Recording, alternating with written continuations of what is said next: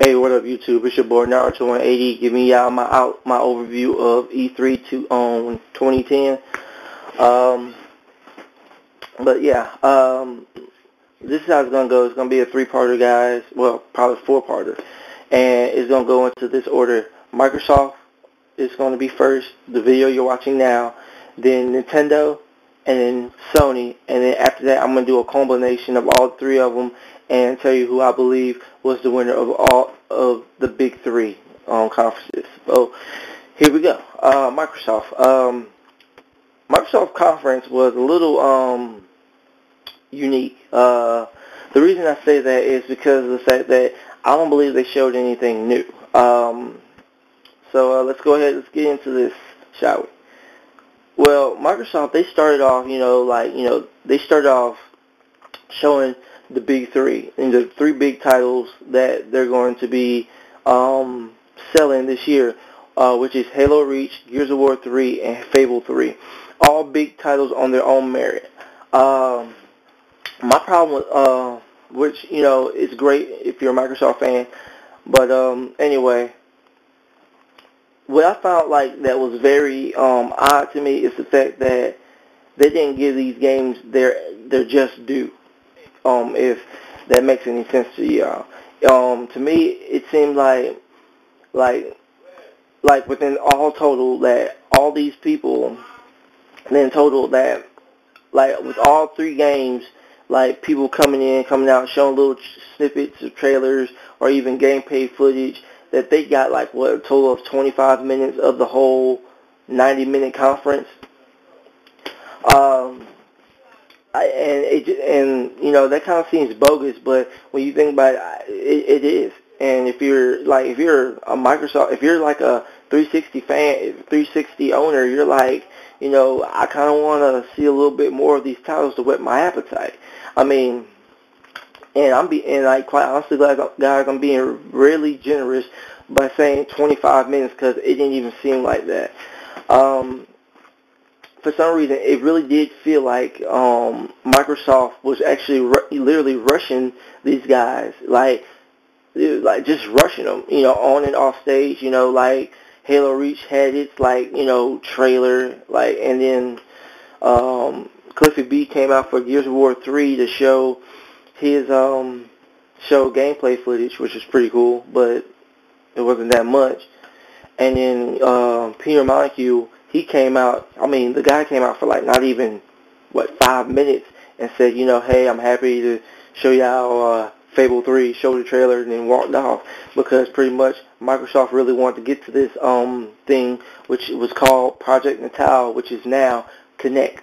And boy, they showed it for the duration of their conference, which, seeing it was rather cool because of the fact that the features that they're giving you in Kinect, they're giving you voice recognition for your Xbox, full, 3D motion within the camera, and also, and those two things are gonna make, communication, on your 360 and, Microsoft Live a lot easier, which I saw.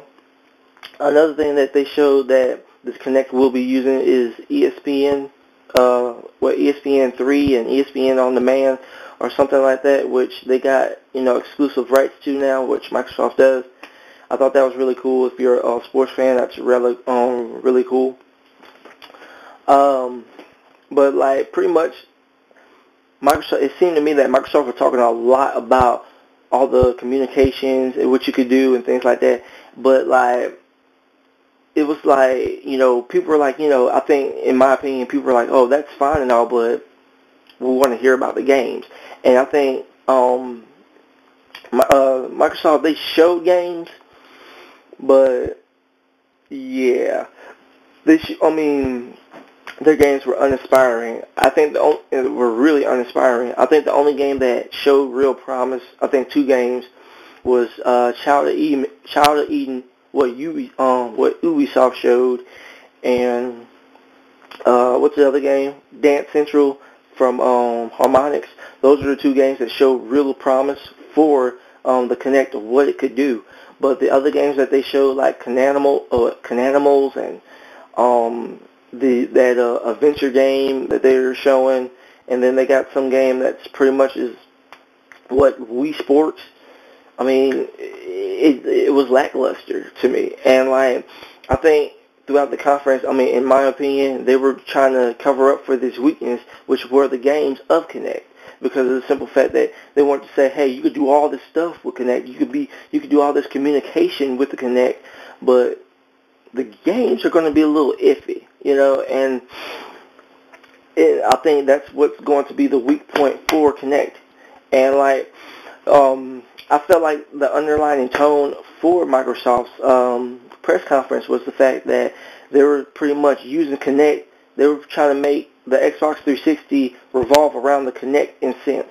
And that's the just I got out of the whole conference without them even saying it.